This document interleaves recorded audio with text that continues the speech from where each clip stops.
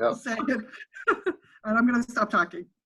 No, you're totally fine, Lisa. I was going to say, Chris, we really appreciate your time. So I myself don't want to delay things too long because I know you may have things going on this afternoon. Notice was sent back out to the students, so I see that some are starting to sign on now after they get out of their classes. So again, I just wanted to thank you for being here today. It's very rare that someone with your caliber and background comes in and has even the time to talk to students. And being from New Hampshire yourself, going through the experience that these students are currently going through, and then having an extremely successful career, I can't thank you enough for being here. So as we talked about before, I know you do have a presentation. I am going to allow you to share your screen, just changing the settings right now. All right. And then I'll hand it over to you. Perfect. Yeah. Thanks for having me. My name is Chris Lawler. I do have a presentation that I'll pull up here in just a second and share that with you guys, so you don't have to look at me. You can look at some pictures, and hopefully there's a couple short videos in there. Hopefully the bandwidth will allow them to play over this. But yeah, appreciate the opportunity. It's always awesome to be able to reach out into the aviation community and provide maybe a little bit of mentorship. It's a small world, as you guys know. So keep that in mind as you move forward through your aviation endeavors. And if you give me just a second, I'll try to pull up this slideshow for you so you don't have to look at my ugly mug anymore.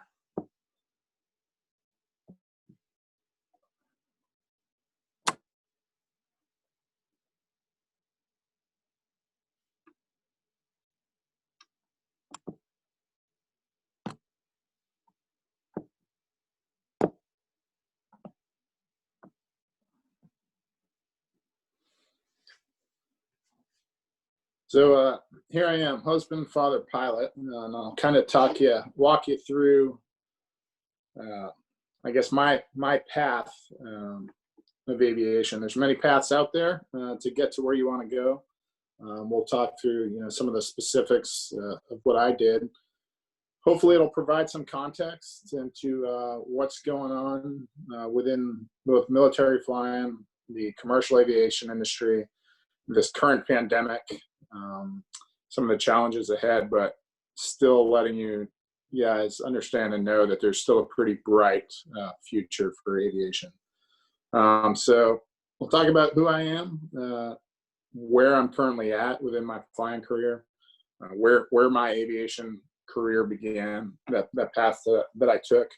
Talk a little bit about the state of the industry, at least from the commercial side. Give you some words of encouragement, and then I'll open it up to any sort of questions that you guys have, whether it's military flying, commercial, airlines, if you got a question about specific airplane or something like that. And my contact info will be on the screen at the end there. Please feel free to write that down. I am more than happy to reach out and talk to anybody individually that's got questions about their aviation career, if there's anything I can do to help. So who's this weird guy that's talking to you on the other end here?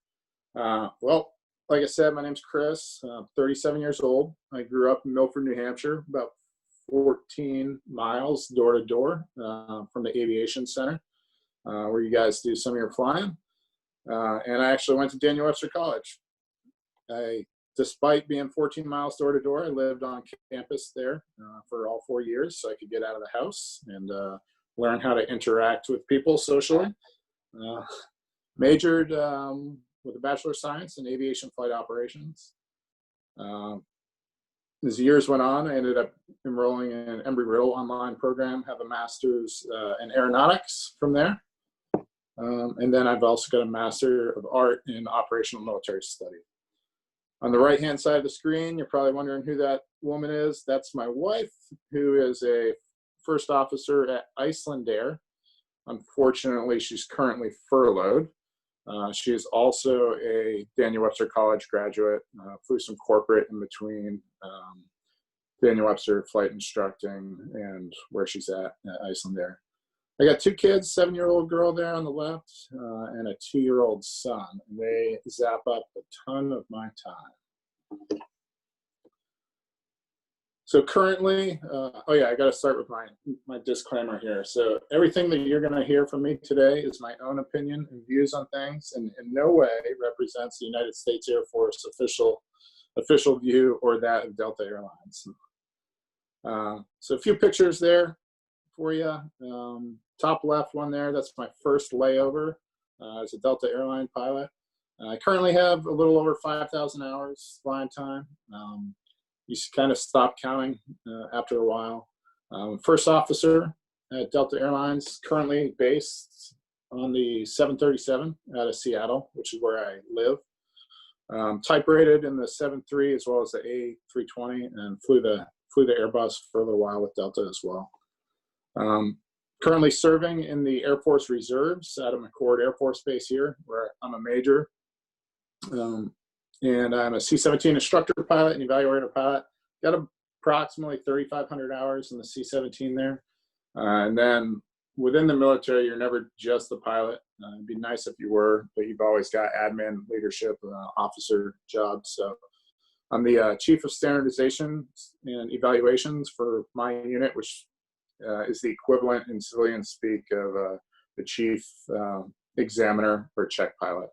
And then I also serve as the director of operations for Operation Deep Freeze, which is a mission that the Air Force and C-17 supports the Antarctic program with the U.S. Science Center. So you'll see in the bottom right picture, that's a little picture of a Phoenix Airfield down at McMurdo Station down on the continent of Antarctica. And that was the final continent for me to go land a C-17 on. So where did my journey of aviation begin? As far back as I can remember, probably back to about 4 years old, I remember sitting at the end of runway 32 there in Nashua, watching airplanes with my dad take off and land. It wasn't until my senior year in high school, or I guess my junior year in high school, that I even knew that Daniel Webster College existed and that there was an aviation program there. But once I found that out, I kind of steered away from my goals of trying to go to the Air Force Academy to go have more of a normal college life and fly airplanes. As it turned out, the Air Force Academy wouldn't take me anyways, because I graduated high school with a 2.3 GPA and barely got into Daniel Webster, but I was glad they let me in because I knew I always wanted to fly airplanes, both commercially and for the Air Force. But here's the unique part. So here I was, my second week of college, 2001 at Daniel Webster, and had just enrolled in the flight program. And as you can see on the screen there, Tuesday, September 11th happened. Within a few hours, the entire United States airspace was shut down and every airplane was grounded.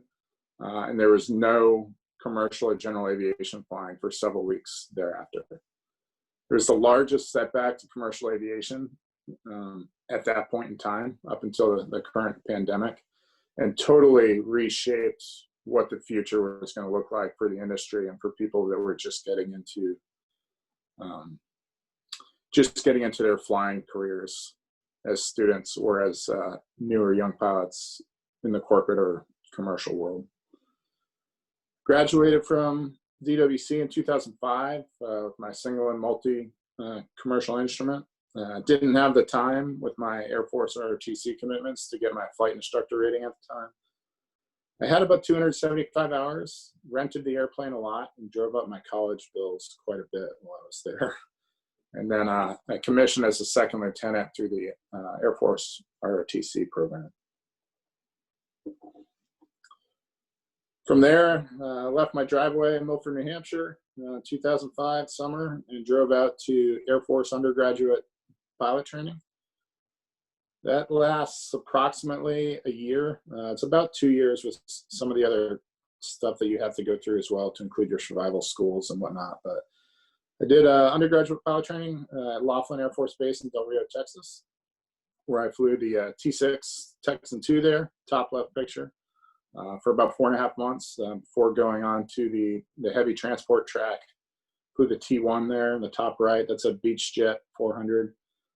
Before I got my first choice of airplane, second choice of assignment of Charleston Air Force Base, being a C-17. So I left pilot training there, headed off to sunny Altus Air Force Base in Oklahoma. The nearest city is about a 2-hour drive from there. Went through pilot initial qual there over the course of about 4 months before they sent me off to my first operational assignment down in Charleston, South Carolina. I showed up to Charleston April 2007, was there for a little over 4 years. Lots of flying going on at the time between the two conflicts that were happening in Iraq and Afghanistan, on top of other world events. So while I was there, I did 3 flying deployments, actually 2 flying deployments and a ground deployment. Those were all about 120 days each. And so it was about every 14 to 16 months, you were going out on a deployment. In between those deployments, you were flying trips every 4 to 6 weeks that would last 7 to 21 days. So on average, while I was in Charleston, I was on the road flying probably 250 days a year. So pretty busy.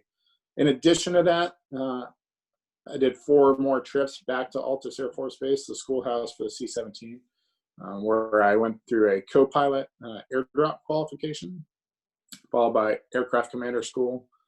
I went back after that for aircraft commander airdrop qualification, and finally my instructor qualification there. So it's about 25% of the C-17 crew force is airdrop qualified, which is why if you get selected to do that mission, you go back to the schoolhouse to get checked out for that. I worked various office jobs throughout my time in Charleston, but primarily lived within the world of tactics, which kind of shaped the rest of my future Air Force career. As a tactics officer, you're primarily involved with mission planning and briefing crews for combat employment missions, downrange, providing them with the classified materials and deciphering that information so that they can go out and employ the aircraft successfully without any damage to airplane or people, or no successful enemy engagements on the aircraft. I was rewarded, as some would say, at the end of this assignment to go back to Altus Air Force Base to teach at the schoolhouse. I went kicking and screaming because there's nothing out there other than a McDonald's and a Super Walmart, and I really didn't want to go. I was hoping to go to Elmendorf, Alaska and fly up there, but in the military, sometimes you don't get your choice. You salute sharply, and then you head off to where they tell you to go. So I headed out to Altus at this point to be an instructor at the schoolhouse. I was there for almost 3 years on the dot. So primary job out there is getting people who have never flown the aircraft qualified, as well as doing upgrades for people coming back for aircraft commander school and instructor school, which primarily involves checking them out and certifying them for air refueling, as well as assault landing zone procedures. Because a lot of the work that I had done in Charleston focused around tactics, I had applied to the United States Air Force Weapons School as I was leaving Charleston. It's a highly selective 6-month program, PhD level course. The equivalent, I hate to use this, but the equivalent is, if you're familiar with Top Gun is a 6-week course for the Navy. The Air Force Weapons School is a 6-month course for our pilots. They have one for most airframes throughout the Air Force, and it's designed to make you the instructor of instructors to go out there and be able to integrate throughout the broad Department of Defense complex and bring multiple capabilities together for large force packaging. And being able to do some pretty neat stuff. So went and did that 6-month course, came back to the schoolhouse. And in about 2014, the Air Force started going through what they call a reduction in force. So they were going to draw down the amount of people that they were allowed to have. So they started offering what they called voluntary separation, where they paid people to get out early prior to the end of their commitment. As well as they were kicking people out at the same time. I volunteered for that because the airlines were just starting to really hire at that point in time, and I thought it would be a better quality of life for myself and my family. I was one of 25 people at Altus at that time that applied for it, and I was the only person who was not released early from their commitment, and it was because of this this weapons school course that I went to. They didn't want to let me go, which was okay. And we'll talk a little bit about that here shortly. My office jobs that I had there, I was chief of wing scheduling for a little bit. So scheduling all of the air refuelings as well as the receiver matchups, so the C-17s and outside platforms on a broad level, as well as the programming of flying hours for the base. Additionally, I worked as the chief of wing tactics there, so I was developing and driving a lot of the learning programs and how we were going to employ and fly the aircraft based off of changing enemy tactics. At the end of my time there, I was asked to go back to teach at the weapons school, the C-17 weapon instructor course, which was in McGuire Air Force Base in New Jersey. I was there from July of 2014 until I separated from active duty in October of 2016. And it really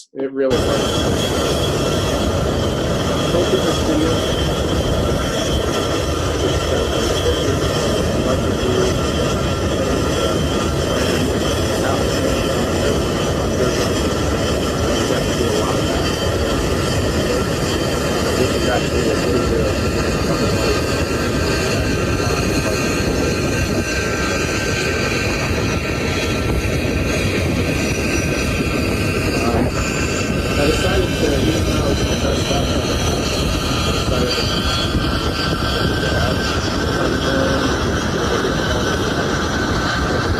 because my next assignment,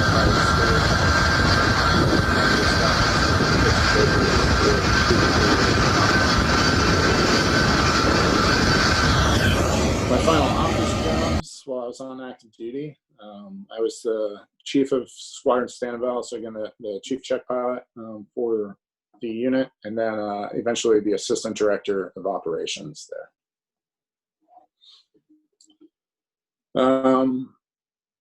As I knew I was getting ready to leave, I started trying to get all my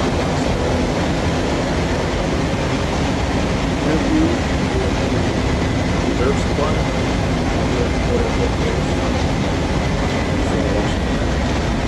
If you know anything about the Guard,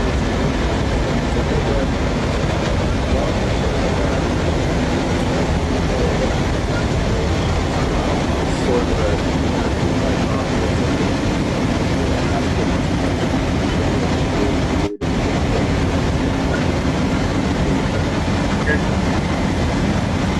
Videos are stepping on your conversation. Can't really hear what you're saying. Okay, sorry, yeah. No, yeah, I was just going to mention that to you, Chris. When the video plays, we can't hear you. We can just hear the video. Sorry about that. Okay. I'll go back one real quick and just recap. Yeah, so left Jersey in 2016 off active duty. Great job. I was going to be going to a staff assignment next if I had decided to stay on active duty. So that wasn't something I really wanted to do. Didn't want to be pushing papers. Wanted to continue flying airplanes, so decided to get off of active duty there, and went and got hired by my current squadron, the 728th Airlift Squadron, out here in the Seattle area, McCord Air Force Base. Been here for about 4 years now. At that same time, I was kind of starting to get my hours and stuff, my flying hours all documented correctly for the airlines, started applying to the airlines in about March of 2016. I also went out and finally got my ATP.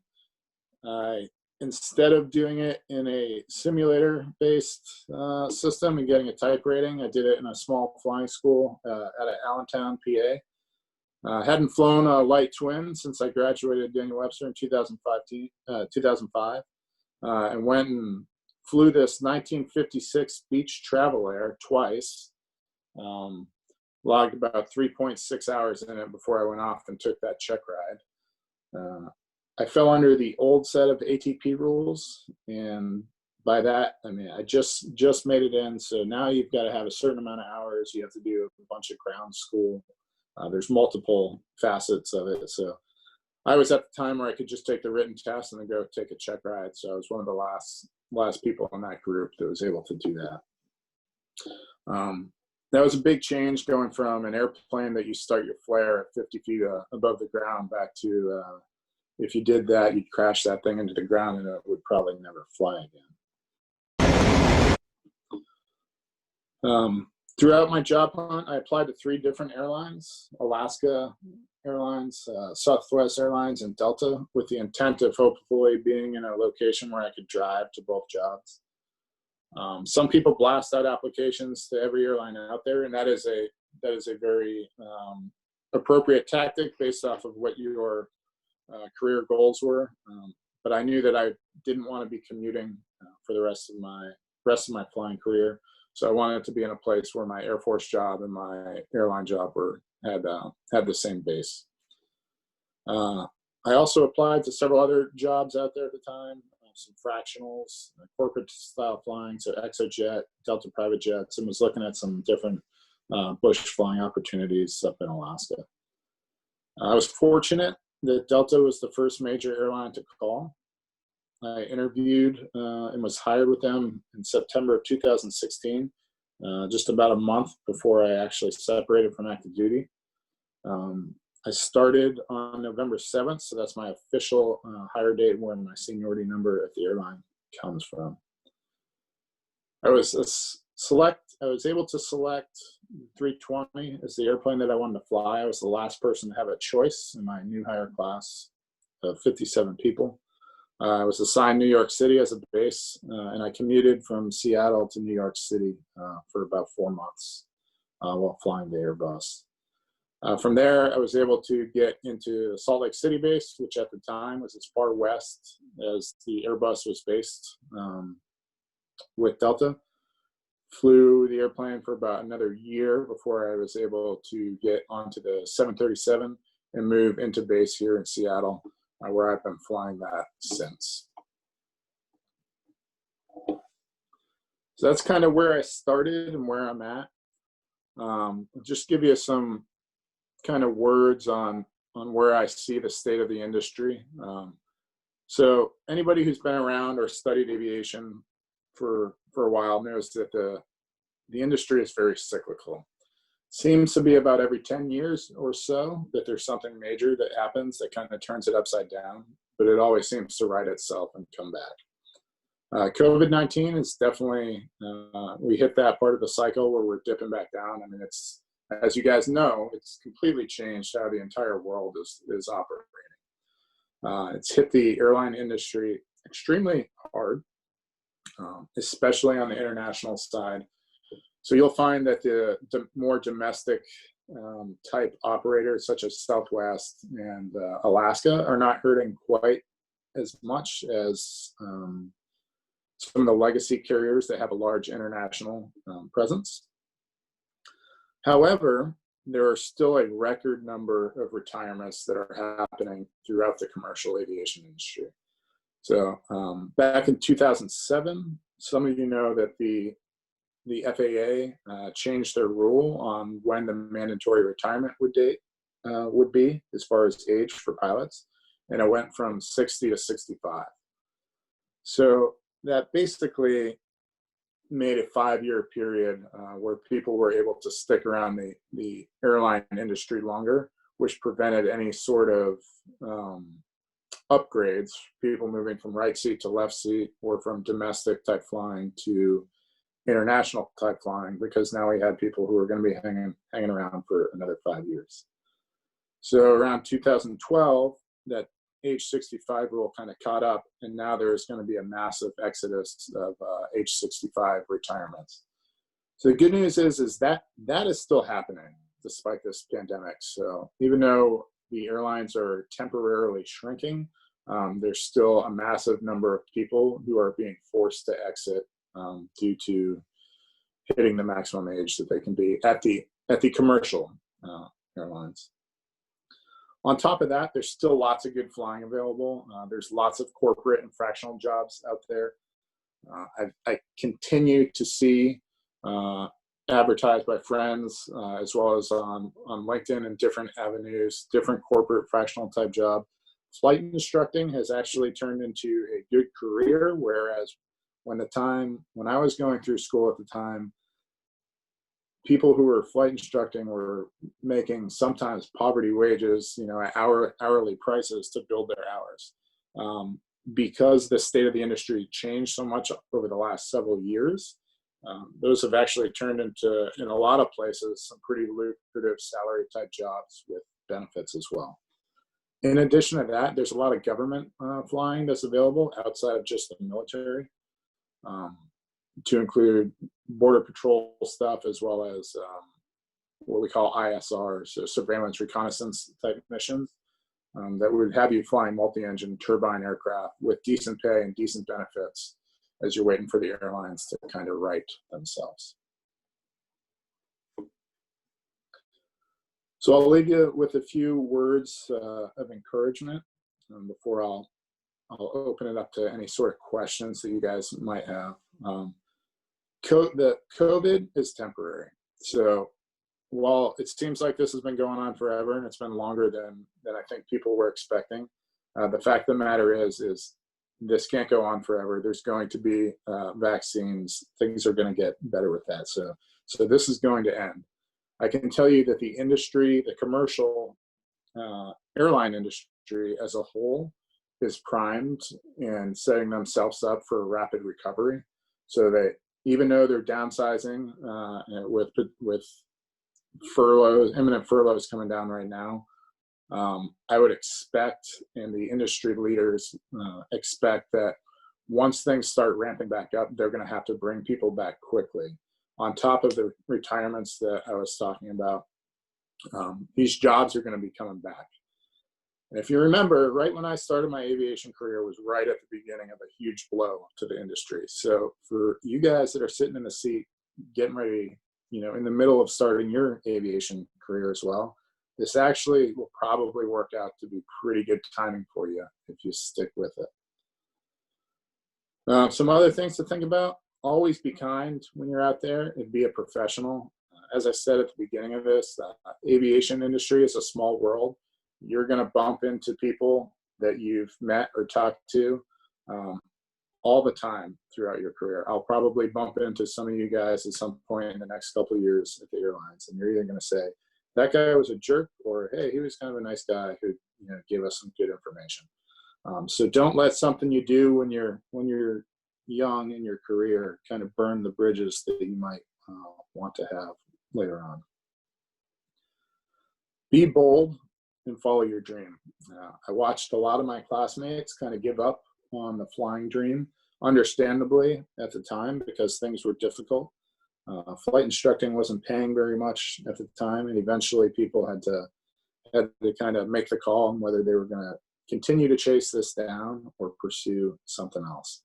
But I say, if it's truly your dream to be a professional pilot, whether that's an airline pilot, corporate pilot, or military pilot, follow suit with it. The future is bright for it, I promise you.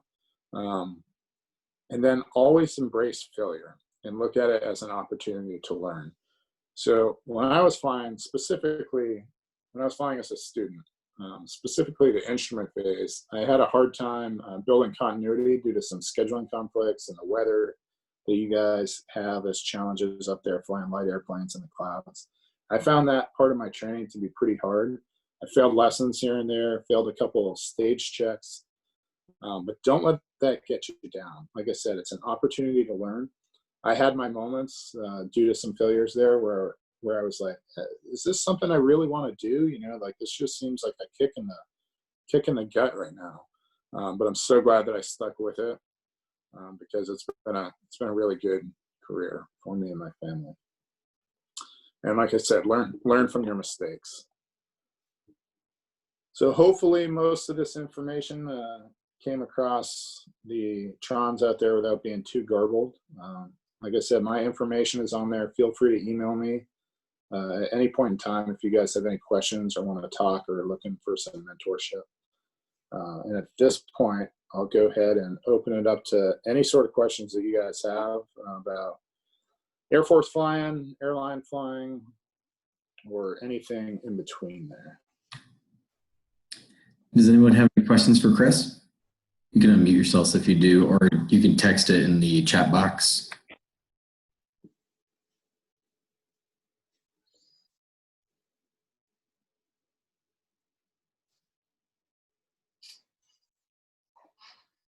Always the fun part of online broadcasts. Can't really gauge people's facial expressions. Yeah.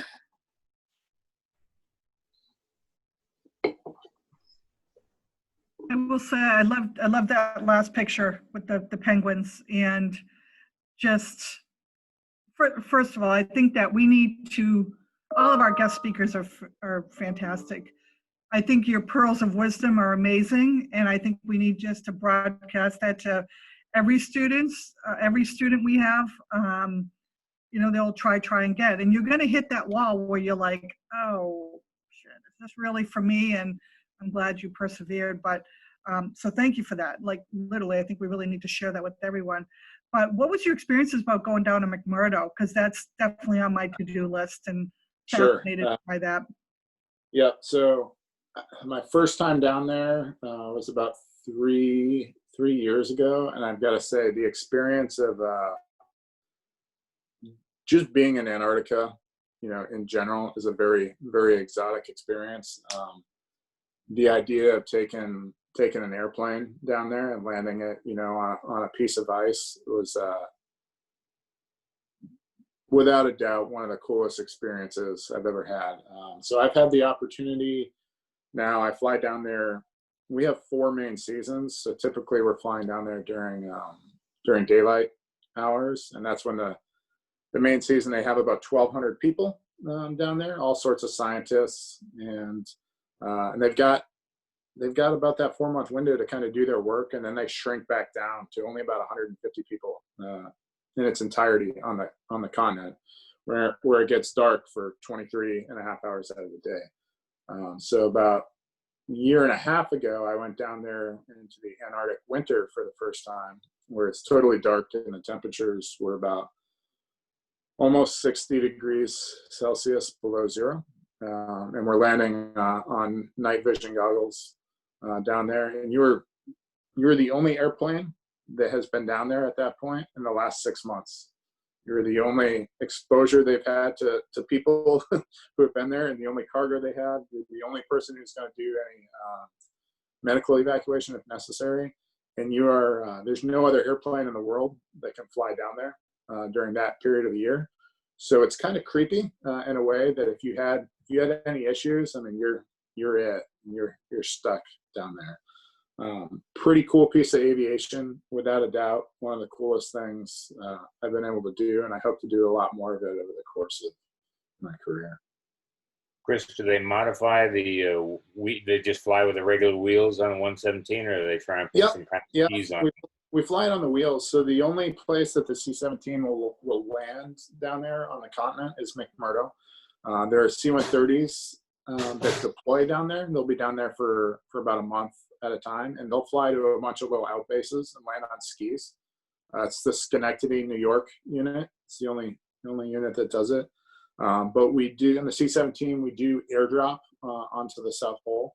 So I've done that several times as well, and literally flown over the South Pole. And it's pretty neat because all of your navigation displays are totally useless.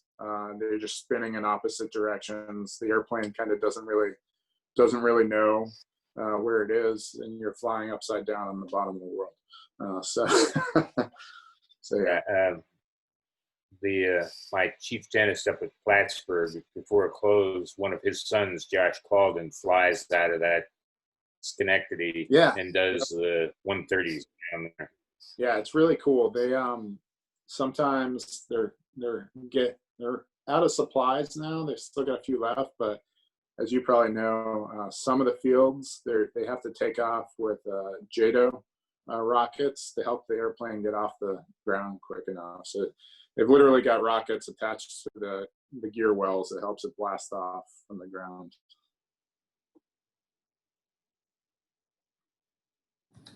Does anybody else have any questions?